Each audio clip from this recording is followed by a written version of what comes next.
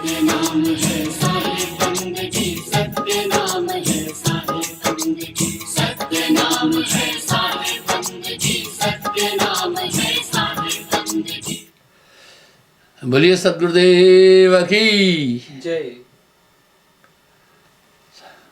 बैठिए।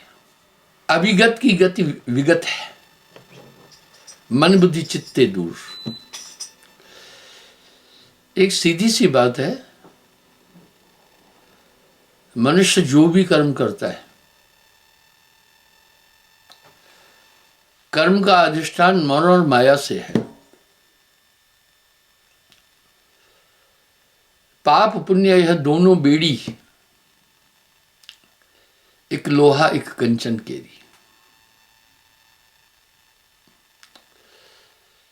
मनुष्य किसी भी कर्म के द्वारा संसार सागर से पार नहीं हो सकता। क्यों? मन करता यह देह समाना। अब साहब कह रहे मन की करनी देह भा है। अभिगत की गत विगत है। अभिगत जो नहीं दिख रहा है, विगत जो समझ में आए। देखें, मन बुद्धि चित्ते दूर। अब यहां एक सवाल आ रहा है, आपा मेटे सदगुरु मिले पावे दर्श जरूर। ये आपा क्या है? यहां साहब कह रहे आपा मेटे गुरु मिले पावे दर्श जरूर। क्या आपने आप को मिटा देना है? देखते आपा क्या है। नानक देव जी वाणी में फरमा रहे हैं, नानक हौ में रहा अड़ाई। यहां साहब क्या कह रहे, आपा मेटे हरि पजे तब पावे दीदार। बात बड़ी साफ है। कबीर का गाया गाएगा, तीन लोक में मार खाएगा। कबीर का गाया बूझेगा, तीन लोक को सूझेगा। ये आपा है क्या? कह रहे आपा मेटे हरि भजे तब पावे दीदार। और भाई नानक देव जी फरमा रहे हैं, नानक हाँ में रहा अड़ाई। मैं हूं ये रुकावट है, तू मैनू मार मुका बंदिया। वाह! किसी ने खूब कहा, मिटा दे अपनी हस्ती को, मिटा दे अपनी हस्ती को, अगर जो मर्तबा चाहे। मर्तबा कहते तरक्की को, अपने को मिटा। मिटा दे अपनी हस्ती को, अगर जो मर्तबा चाहे। कि दाना खाक में मिलकर गुले गुलजार होता है। जब तक दाना खाक में नहीं मिलेगा, गुले गुलजार नहीं होता है। उससे पहले मिटना पड़ता है, तब अंकुर बनता है। क्यों? उसके अगल बगल में जो मान लीजिए चना है, बाकी जो कुछ है एक अंकुर उसका नित्य है। बाकी जो कुछ है वो रुकावट है, वो प्रफुटित नहीं होने देगा। कि दाना खाक में मिलकर गुले गुलजार होता है। खाक में मिलता है, बाकी सब सड़ जाता है, अंकुर प्रफुटित होने लगता है। जब तक बाकी है, अंकुर प्रफुटित नहीं हो सकता। हालांकि बहुत बीजेश्वरवाद में एक बहुत बड़ी चीज आती है।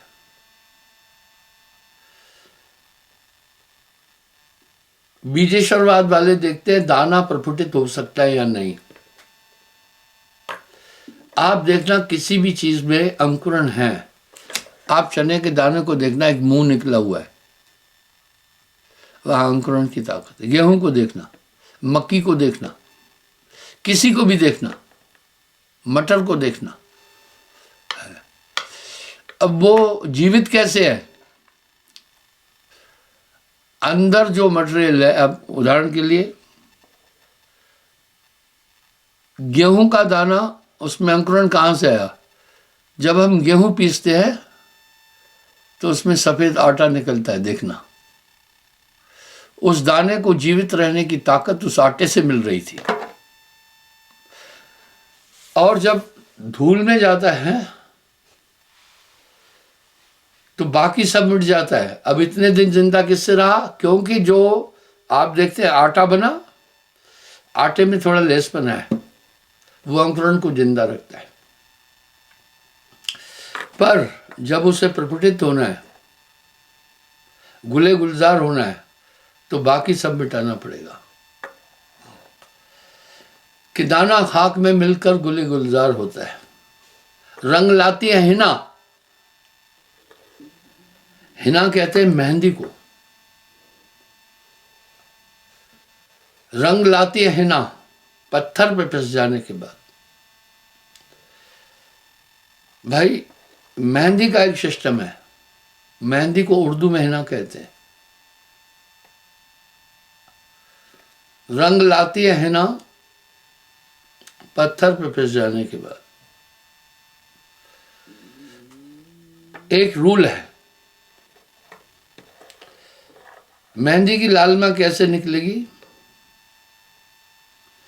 पहले उसे पीसना पड़ेगा, वाह, फिर हाथों में रचाना पड़ेगा, वाह। तीसरा फिर ब्लड के सर्कुलेट होते ही वो बाहर निकलेगी। मैंने ये बात कई बार बोली है, मुर्दे को मेहंदी लगा कर देखना, कभी भी हाथ लाल नहीं होंगे। इस प्रक्रिया में 3 चीजें शामिल हैं। इसी तरह अध्यात्म में भी 3 चीजें हैं, गुरु, शिष्य और ईश्वर। गुरु, शिष्य और ईश्वर मिलकीना भक्ति विवेक, तीनों त्रिधारा बनी आगे गंगा एक। आइए हम देखते हैं अपने को मिटाने का क्या मतलब है। जब तक आपा है वो प्रभु को नहीं प्राप्त कर सकता है, अपने रूप को नहीं प्राप्त कर सकता। बीज में वृक्ष, जड़ भी है, पेड़ में तना, शाखाएं, पत्र, फल, फूल, उसमें निहित है, लेकिन खाक में मिलकर ही वो प्रफुटित होंगे। इसी प्रकार खाक हो गुरु के चरण में तो तुझे मंजिल मिले। अपने को कैसे मिटाएं? क्या है अपना आपा? इसी आपे से हर एक इंसान उलझा है। ये आपा मन है। मैंने हजारों बार बोला होगा, इस मन के 4 रूप है। जब ये संकल्प करता है इसको मन कहते हैं, यानी इच्छा आपकी नहीं है, ये मन की है। आत्मा इच्छा अनिच्छा से परे है। जो आप फैसले कर रहे हैं ये आत्मा नहीं है, ये बुद्धि है। चोर भी तो फैसला करता है, चोरी करने के लिए जाता है। कत्ल करने वाला भी तो फैसला करता है। ये फैसले सब आत्मा के नहीं हो सकते। बलात्कार करने वाला भी तो फैसला करता है। हत्या करने वाला भी फैसला करता है। तो क्या ये फैसले हमारी आत्मा ऐसे करेगी? ये भी मन का रूप है, बुद्धि। तीसरा रूप है चित्त। आपा बता रहा हूं क्या है। यही चित्त से याद है, ये मेरी पत्नी है, ये मेरा भाई है, ये मेरा बेटा है, यहाँ मेरा घर है। देखो ये पूरा कहत कबीर सुनो भाई साधो, जगत बना है मन से, इसलिए आपा मन है। आपा तज हरि को भजी तब पाए दीदार। आपा त्यागने के बाद कैसे पाएगा? आपा छोड़ने के बाद जो बाकी बचा वो आत्मा है। इसको साहब दूसरे शब्दों में बहुत अच्छे से कह रहे हैं, तन थिर, मन थिर, वचन थिर, सुरत निरत थिर होए। कहे कबीर उस पल्क को कल्प न पावे कोई। अगर ये सब स्थिर हो जाए, आपा तज हरि को भजे पावे तब दीदार। ये आपा बहुत बड़ी रुकावट है। आपा कोई और नहीं है, आपा ही तो मन है। अविगत की गत विगत है, मन बुद्धि चित्त ते दूर। हम उसे मन से नहीं प्राप्त कर सकते, बुद्धि से भी नहीं प्राप्त कर सकते, चित्त से भी नहीं प्राप्त कर सकते, अहंकार से भी नहीं प्राप्त कर सकते। अविगत की गत विगत है, मन बुद्धि चित्ते दूर। आपा मेटे सदगुरु मिले, पावे दर्श हुजूर। इसी बात को नानक देव जी कह रहे हैं, नानक हाँ मैं रहा अड़ाई, मैं हूं यही बहुत बड़ा झंझट है। तो जब ये सब समाप्त हो जाने के बाद जो बाकी बचा वो आत्मा है, वो आत्मा है। अब ये आत्मा इस समय कहाँ है? यहां तो इच्छाओं में घूम रही है। अब इच्छाओं पर साहब क्या कह रहे? चाह मिटी चिंता मिटी, चाह मिटी चिंता मिटी, मनवा बेपरवाह, वही शहंशाह है जिसको ना ही चाह। लोग कहते आशा ही जीवन है, मैं बोला आशा ही बंधन है। अब बड़ा साफ कह रहे हैं साहब, चाह मिटी चिंता मिटी, इन्हीं चाहों में चक्कर काट रही है आत्मा, और ये चाहें खत्म नहीं होती। पूरा जीवन इंसान चाह में चक्कर लगाता है। जब छोटा होता है चाह करता है बड़ा हो जाऊं। आपको याद नहीं है, मुझे याद है। जब मैं छोटा था मैं सोचता था, बड़ों को देखता था आपस में बातें करते हैं, मैं सोचता इनको काफ़ी ज्ञान है, मैं इतनी बातें नहीं कर पा रहा हूँ। हाल चाल पूछते थे, पिता के साथ मैं ज़्यादा रहता था, तो मैं सोचता था मैं भी बड़ा हो जाऊँ इनकी तरह तो काफ़ी ठीक है। आप नहीं सोचना कि बचपन बहुत आनंदमय है, कभी नहीं। मूर्ख अवस्था है बचपन, मूर्ख अवस्था है। चारों अवस्थाएं मन के अधीन है। अब देखिए मेमोरी से क्या हुआ है, वाह, आप पहचान रहे हैं ये मेरी बीबी है, और इंद्रियां सहायक है, और ये पूर्वक है मन की। तभी तो साहब एक शब्द में बड़ा साफ साफ बोल रहे हैं, संतो तन खोजे मन पाया। तन खोजने पर जब देखा पूरा तन खोजा तो मन ही मन मिला, मन ही मिला। तन खोजे मन पाया, तन ही मन है, इंद्री मन है, मन ही मन है। तो वो मन बुद्धि चित्त अहंकार का विषय नहीं, उनसे नहीं जाना जा सकता। खुशबू का बोध हमें सिर्फ नासिका से हो सकता है। हमारे शरीर में और कोई सिस्टम नहीं है खुशबू और बदबू को पहचानने का। दृश्य का बोध केवल आंखों से हो सकता है, और हमारे शरीर में कोई साधन नहीं है दृश्य का अनुभव करने के लिए। शब्दों का बोध कानों से हो सकता है। हमारे शरीर में और आवाज सुनने का कोई सिस्टम नहीं है, कान ही है। शीतोष्ण का बोध, सर्द गर्म का, केवल स्किन को होता है। इसलिए ज्ञानेंद्रिय में स्किन भी ज्ञानेंद्रिय। उदाहरण के लिए बाल्टी में पानी है या गर्म है, न तो आंखें बता सकती है, न तो कान बता सकते हैं, न तो नाक बता सकता है, कोई नहीं बता सकता। आप हाथ डाल के देखिए, स्किन बताएगी। इसी प्रकार उस परम सत्ता का बोध केवल ध्यान से ही हो सकता है। क्यों? ध्यान आत्मा है। साहब के शब्दों में बड़ी प्रासंगिकता है। ध्यान ही वेद शास्त्र कहते हैं, ध्यान ही संत पखाना। अब क्या है? ध्यान एक शुद्ध चेतना है। वो कहाँ है? घूम रही है।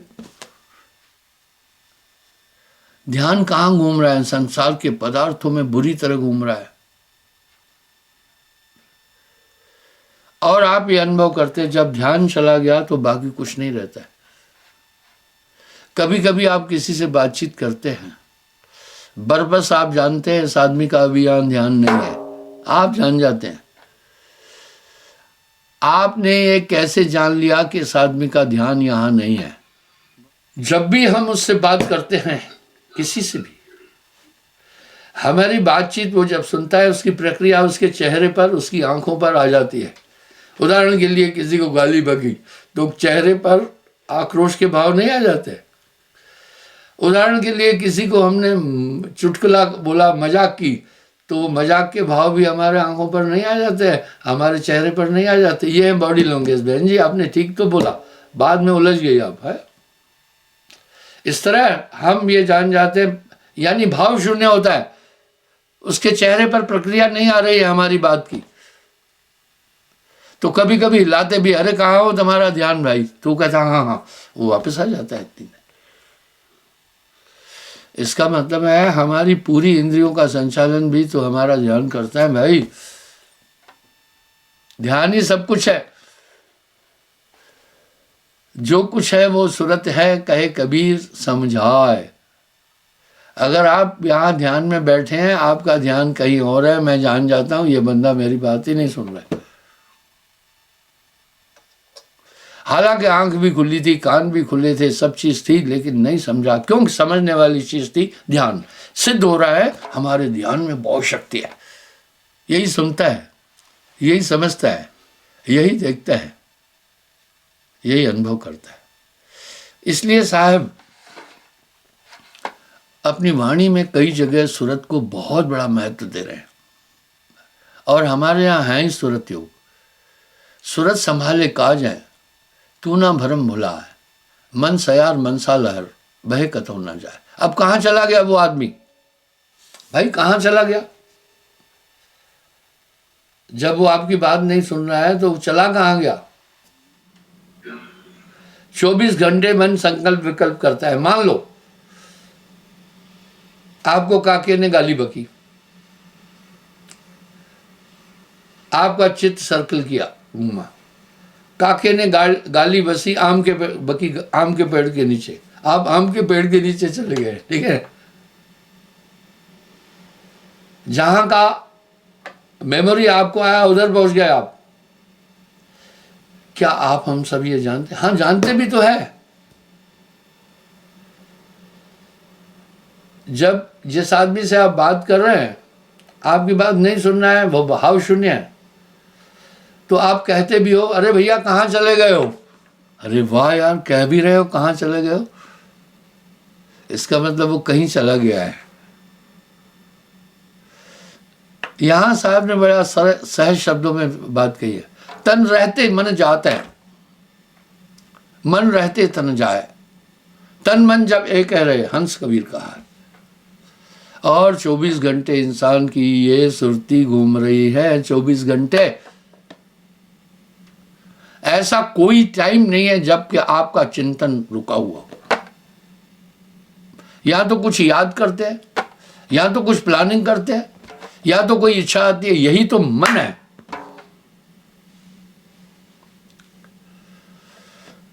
मन का निग्रह करके ही हम प्रभु को देख सकते हैं। देखिए बात बिल्कुल स्पष्ट है। मना निग्रह, क्या निग्रह? एक ही जगह उसको रुकाना। अब यहां साहब एक शब्द कह रहे हैं, तन थिर, शरीर स्थिर हो जाए, मन थिर, मन स्थिर हो जाए, सूरत निरस्थिर होए, ध्यान भी स्थिर हो जाए,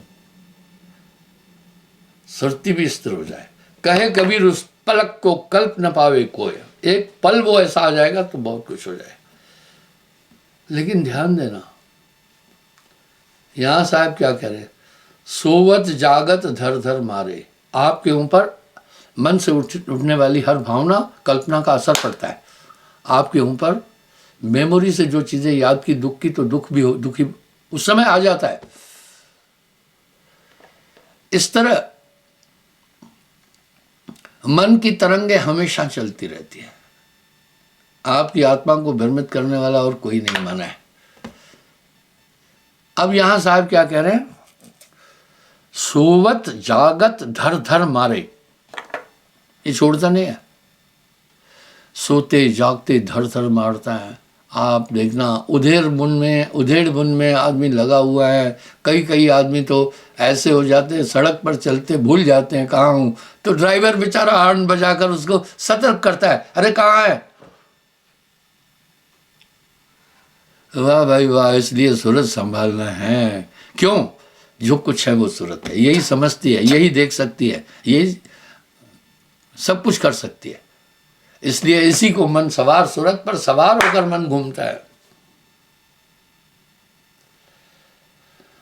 सूरत योग को समझना बहुत जरूरी है। सूरत संभाले काज है, तू ना भरम भुलाए, मन सयार मनसा लहर बहे कतो ना जाए। और ये सोवत जागत धर धर मारे, आपके ऊपर चिंतन का, दृश्य का, विचार का, स्मृति का असर पड़ता है। आपने अपने जीवन में देखा होगा काफी आदमी नींद में रोते हैं। क्यों रो रहे हैं? ये तो नींद में कोई ऐसा सपना आया होगा, कष्टकारी था, हालांकि वो मिथ्या है, तो आप रोते हैं। मैंने खुद देखा काफी आदमी नींद में जोर जोर से हंसते भी है। आप भी हंसते होंगे कभी कभी। कभी नींद में भयभीत हो जाते हैं। इसका मतलब है आदमी पर 3 बात का बहुत बड़ा असर है। एक सुनने का, एक देखने का, एक चिंतन करने का, और यह सब मन है।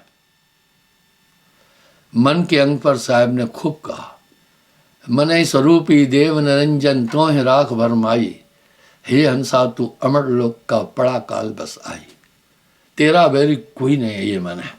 अब मन की तरंग कैसे मारे ये भी देखना है। साहब ने सूत्र दिया, जब आप सुमरन में बैठे ऐसे नहीं बैठ जाना। मैं आपको एक उदाहरण देता हूं। कभी कभी मैं नामदान देने के टाइम एक आदमी को बिठाता हूं कि भाई डेमो दे दो कि किस तरह मुद्रा में बैठना है। सामने कभी कभी 1000 आदमी को भी नाम दिया, 500 को भी, 2000, मैं ज्यादा से ज्यादा 1700 लोगों को एक टाइम पर नाम दिया। 2000 समझो, 2000 आदमी के सामने वो सो जाता है। नमूना क्या देना, वो नमूना देते देते सो जाता है। वो ये भी नहीं सोचा कि 1700 आदमी, 2000 आदमी मुझे देख रहे हैं, क्या बेवकूफी कर रहा हूं। नीति वचन में आता है मूर्खों के लक्षण। उसमें सबसे पहला ये है, जो सभा के बीच सो रहा है ये मूर्ख बना है। सोने के समय कुछ भी हो सकता है। मैं एक उदाहरण दे रहा हूं। मैं इटली से जा रहा था यूक्रेन, तो मैं मोस्टली उधर जब बाहर जाता हूं विंडो सीट देता हूं। वैसे विंडो पसंद नहीं करता, ताकि मैं नीचे देख सकूं किस देश की भौगोलिक स्थिति कैसी है, वहाँ पर्वत कैसे है, नदियाँ कैसी हैं, खेती बाड़ी क्या होती है, ये देखना। बीच में एक लड़की बैठी थी, लैपटॉप पर काम कर रही थी। उसने लैपटॉप अपनी सीट चेयर पर, टेबल पर रखा था। इस तरफ और आदमी बैठा था, वो भी मेरा नाम ही था। अब वहाँ कभी भी हवाई जहाज में सीट बदलना नहीं, ट्रेन में सीट नहीं बदलना, धोखा है। वो काम करते करते सो गई।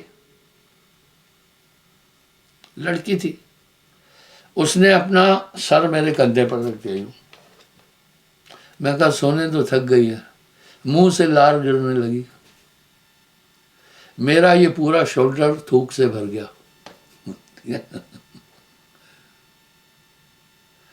मैंने भी फैसला किया इसको जगाना नहीं है, खुद उठे। जो कुछ उसने करना था वो तो कर चुकी है। बाद में उठी, पहले अपना मुंह साफ किया, मेरा शोल्डर साफ नहीं किया, और सारी सॉरी कहने लगी। सभा में आप बैठते हैं, कुछ भी हो सकता है। और एक आदमी सत्संग सुन रहा था, नींद में आवाज आई। जब ये आवाज आई तो मैंने पूछा, भाई ये क्या आवाज हुई? लोग ठहाका मारकर हंस रहे थे, लेकिन मुझे कोई नहीं बता रहा था क्या आवाज आई है।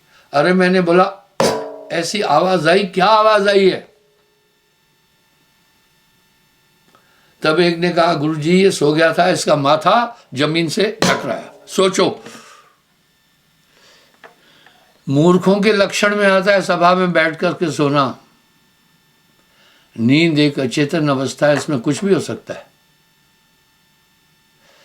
नींद पर तो साहब सीधा कह रहे, संतो जागत नींद न कीजिए। दूसरा, दो आदमी बात कर रहे, बीच में नहीं बोलना। सभा में बैठकर दोनों हाथ से सर नहीं खुजालना, ये बेवकूफों का काम है। नीति वचन में ये सब चीजें आती है। आप जब भी सत्संग में बैठे, मुस्तैद बैठना है।